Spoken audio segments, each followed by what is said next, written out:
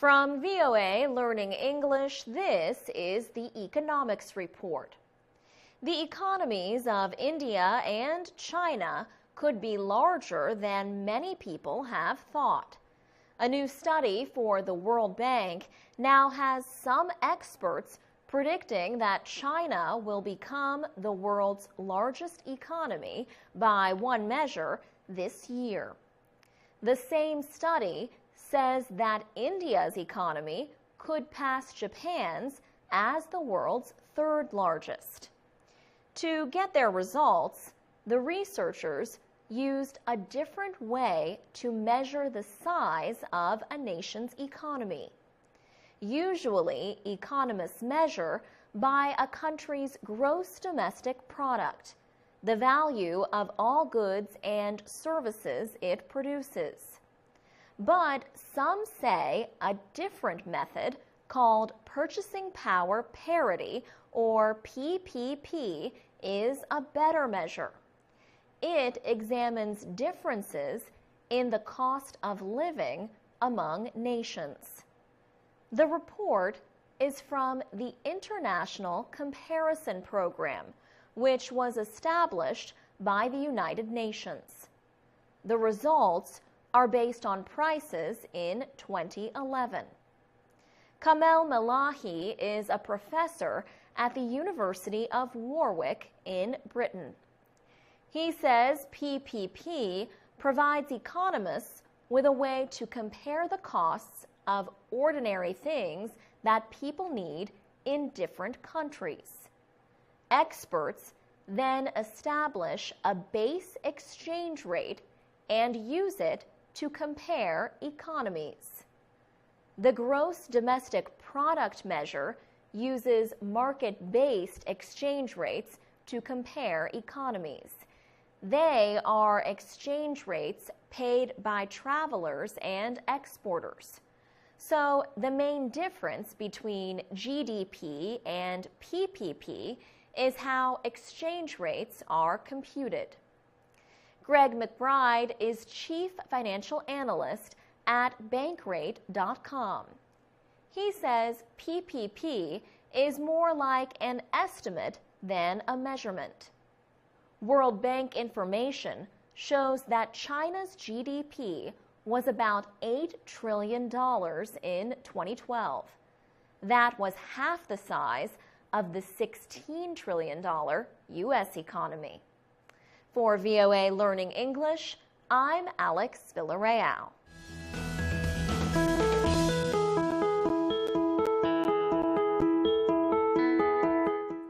From VOA Learning English, this is the Economics Report. Small markets are an important part of South Africa's economy. These businesses offer jobs in a country with an unemployment rate of at least 25%. But immigrants and international businesses are setting up competing stores. That has hurt local traders who run little shops called spazas. John Stiholi has owned his spaza for more than 10 years. It is a small gray building in the Soweto area of the capital, Johannesburg. His small store offers many different kinds of goods, from soap to sweets. Spaza means just getting by. The shops are found in non-white communities where larger, more official stores are not available or are too costly. There are about 100,000 spazas in South Africa. They employ 290,000 people.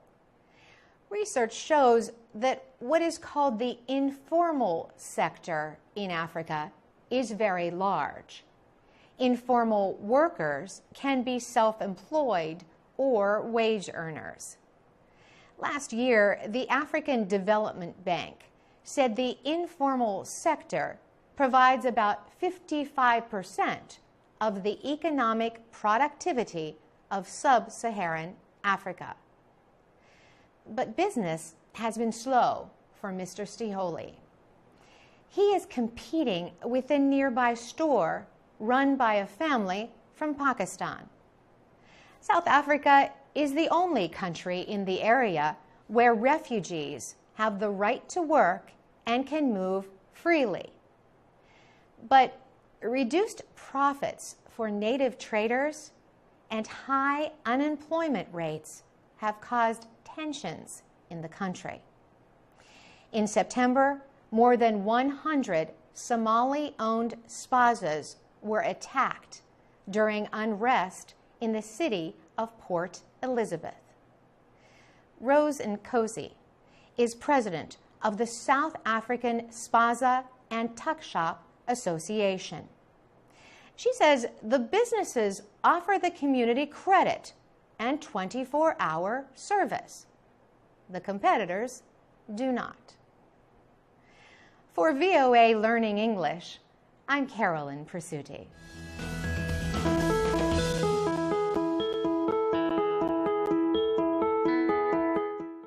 From VOA Learning English, this is the Economics Report. The Chinese and Indian foreign ministers have discussed ways to ease tensions and increase economic ties. It was the first high-level meeting between the Asian powers since a new government took power in India. Chinese Foreign Minister Wang Yi and his Indian counterpart Sushma Swaraj met in the Indian capital, New Delhi. After the meeting, Indian officials said both countries agreed much could be done to improve their economic relationship. Gautam Bambawale of India's Foreign Ministry says China will consider the possibility of expanding economic cooperation between the two countries. Indian officials say more Chinese investment could reduce India's trade deficit with China. That deficit is now more than $30 billion. India says it wants more Chinese investment in roads, ports, and other systems. India also would like increased investment in manufacturing, an area in which India is behind China. Some foreign policy observers in India expect new Prime Minister Narendra Modi to increase economic ties with China to help meet his campaign promise to develop India's economy. But the two countries also have a disputed border in the Himalayas. India accused Chinese troops of entering its territory in the past year, raising tensions. Also, Tibetan refugees in New Delhi demonstrated as the Chinese and Indian officials met. The Chinese premier was the first foreign leader to congratulate Prime Minister Narendra Modi on his election victory. Mr. Modi described China as always a priority in India's foreign policy. For VOA Learning English, I'm Carla Babb.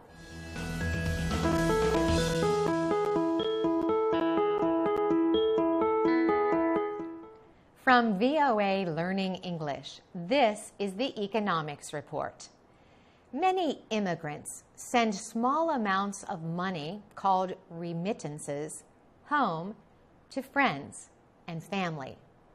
But those small amounts of money together add up to a lot. There are about 200 million international migrants. In 2013, they sent $400 billion back to their home countries. That is much more than official aid to many countries. For some nations, it is the biggest provider of foreign exchange. Jean-Claude Kazadi and his wife Miriam came to the United States from the Democratic Republic of Congo. They quickly began sending money home after they arrived. Mr. Kazadi is a doctor who works on HIV/AIDS for Catholic Relief Services in Maryland. He knows the $400 he sends to his parents every month is important. Economist Adolfo Barajas of the International Monetary Fund has studied remittances for 10 years. He says remittance amounts increased by 7 times from 1990 to 2010. Mr. Barajas says a huge migration has driven this flow of money to countries around the world. Economists have said that remittances help families who receive them by increasing their income. But there is a concern that the income into a national economy will cause its money to increase in value. In turn, a country's exports can become more costly and less competitive. Dilip Ratha is a remittance expert with the World Bank. He says remittances help reduce poverty and provide investment money for business, education, and health. Remittances can provide money to countries in conflict when private investors leave. For VOA Learning English, I'm Carolyn Presutti.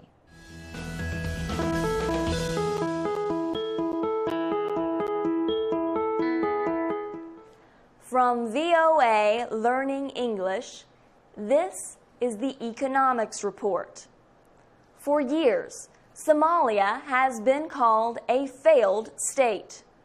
Piracy, poverty, and terrorism have been problems in the country for a long time. But recent improvements suggest that the country is taking steps toward lasting security. Somali officials say a stronger economy is extremely important to peace.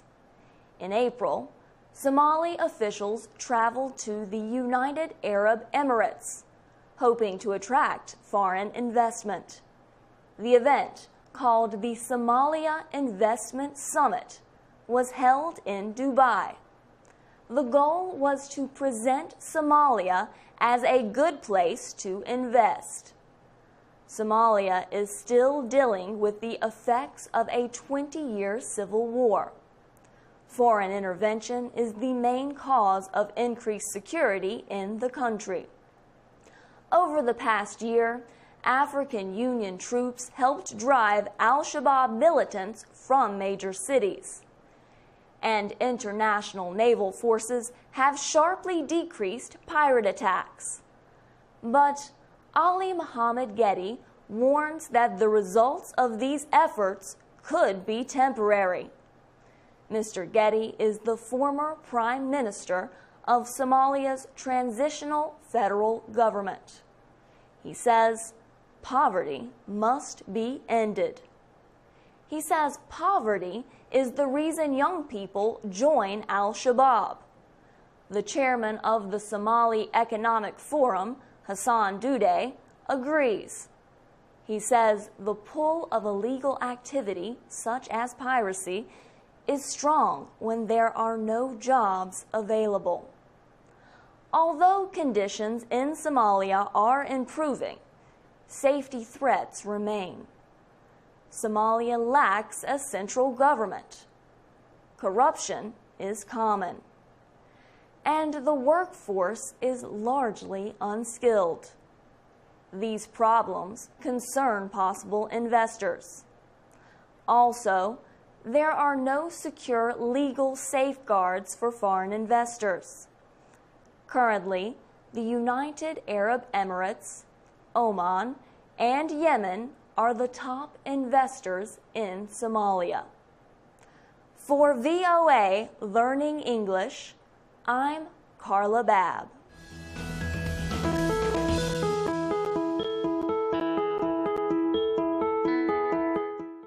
From VOA Learning English, this is the Economics Report. On May 30th, a court in Cambodia found guilty 23 clothing workers and union members. They were arrested during violent protests in January in which at least 4 workers were killed. However, the court immediately suspended the sentences. International companies had watched the case closely. The defendants were charged with a number of offenses, including incitement and property damage. Legal experts said the trial did not meet international guidelines. They said the judge barred defendants from speaking or questioning witnesses. The court gave the defendants sentences from 1 to 4.5 years. But it then ruled to suspend the sentences to time already served. Unrest about pay has resulted in deadly protests in Cambodia. The monthly minimum wage currently stands at $100. The garment workers want that raised to $160. There is also a disputed law related to trade unions that the government wants to pass by the end of the year. A delegation of international clothing companies recently spoke to top government officials. Representatives from H&M, Puma, and The Gap said they would find other sources for their products unless worker conditions improved. The garment industry in Cambodia employs about 600,000 workers. The brands offered to pay more to factories that employ workers. But they say the Cambodian government must also act by not using violence or the courts against protesters. The clothing or garment manufacturing industry is an important part of Cambodia's economy, providing about $5.5 billion in exports last year. For VOA Learning English, I'm Alex Villarreal.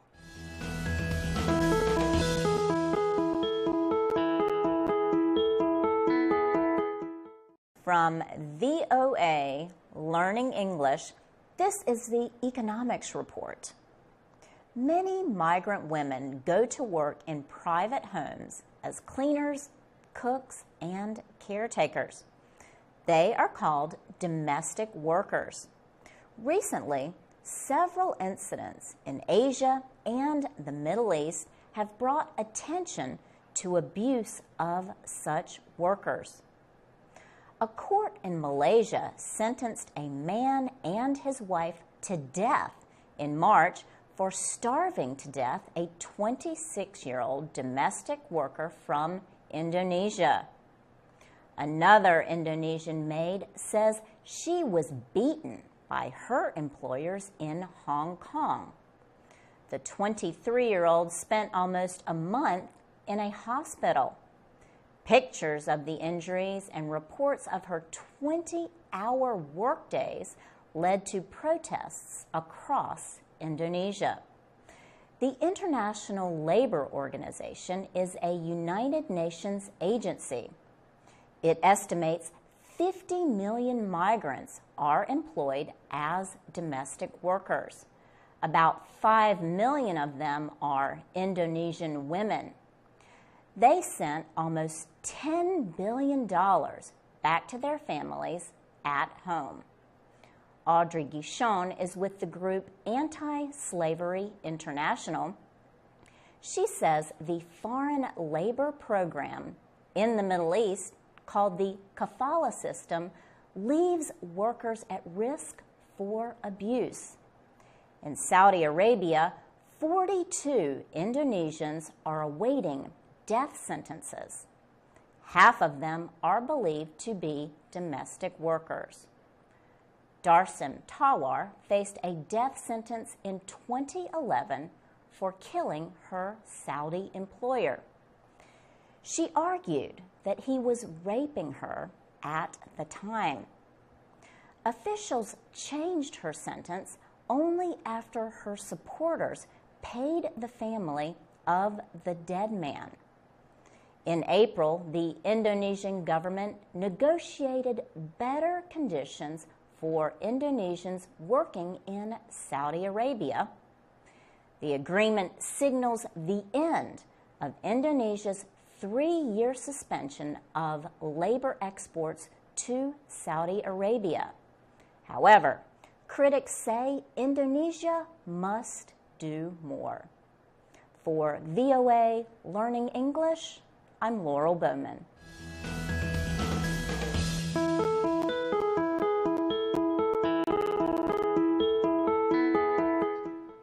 From VOA Learning English, this is the Economics Report. For many years, immigrants have sought better lives for themselves in New York City.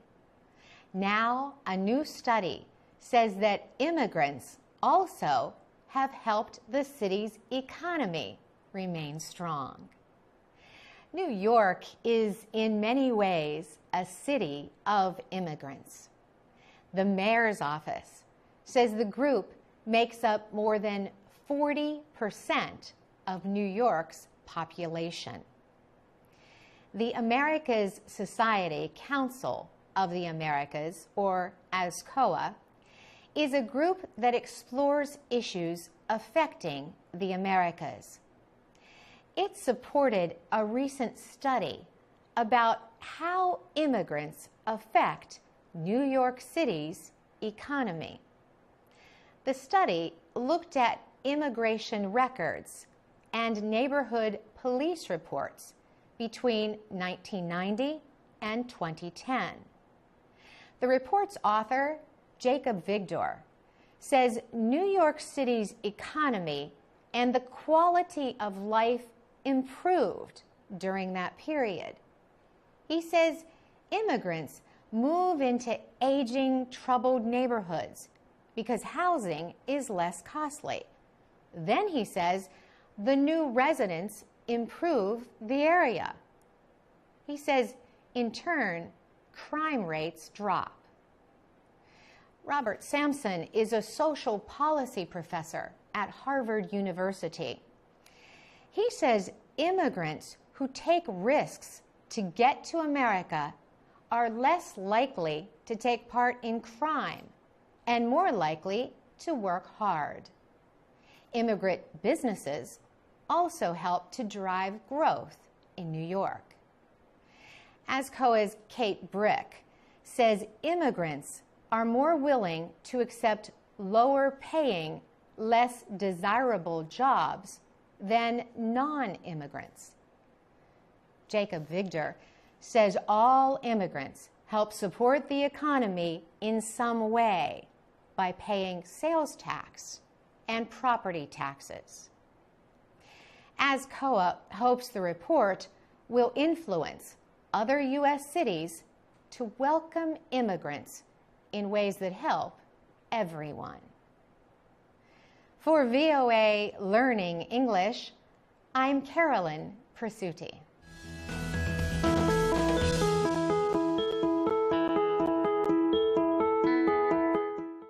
From VOA Learning English, this is the Economics Report.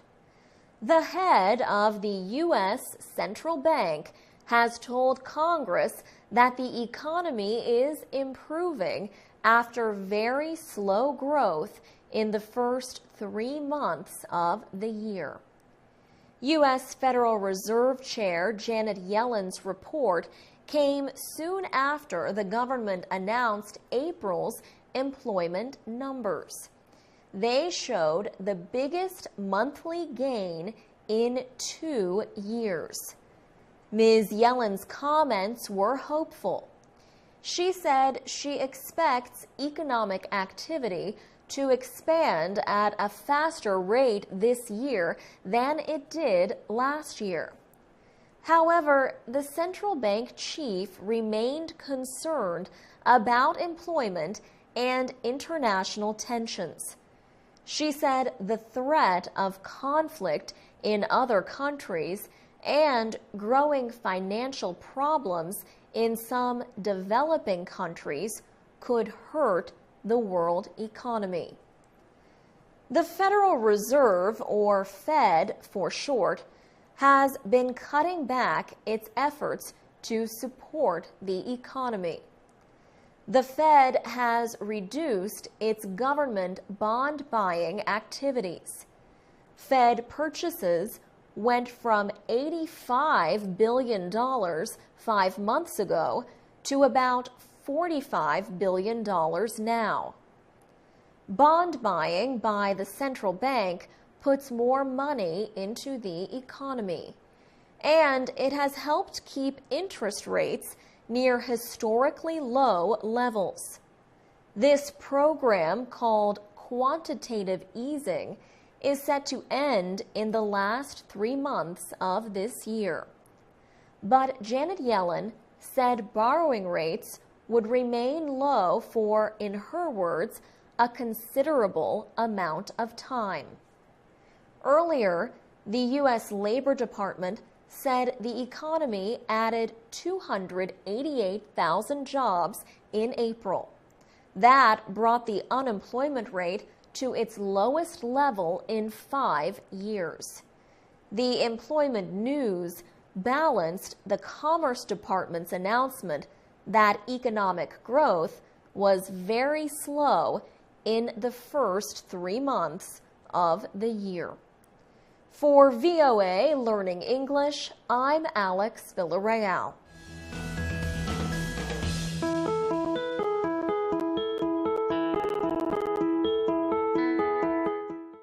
From VOA Learning English, this is the Economics Report.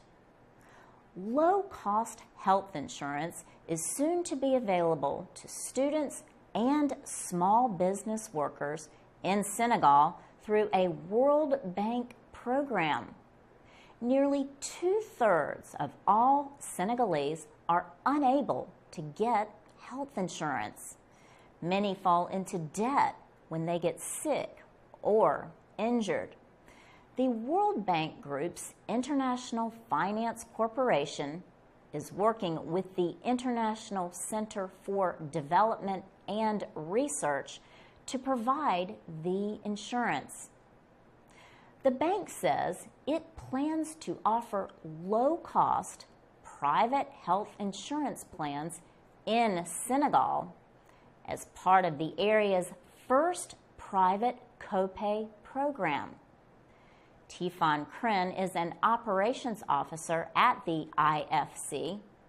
He says health insurance through private companies is very costly in the West African nation. He says about 65% of people in Senegal do not have any health care coverage. In Senegal, only civil service employees or workers at companies with more than 50 employees are able to get health care coverage. Mr. Krin says many people take out loans to pay for health care. He says this can empty a family's savings. The IFC says that it will work with 6 private Senegalese insurance companies to share the costs of health risks. It says it will offer micro healthcare products at well below normal cost. Mr. Kren says the plans will cost as little as $16 per year, although plans that include hospital visits will cost up to $60 per year. Students can get basic health care for just $3 per year. Members will have to pay 20% of usual treatment costs. Mr. Kren says the pilot program plans to target around 108,000 people during the first year in Dakar. For VOA Learning English, I'm Laurel Bowman.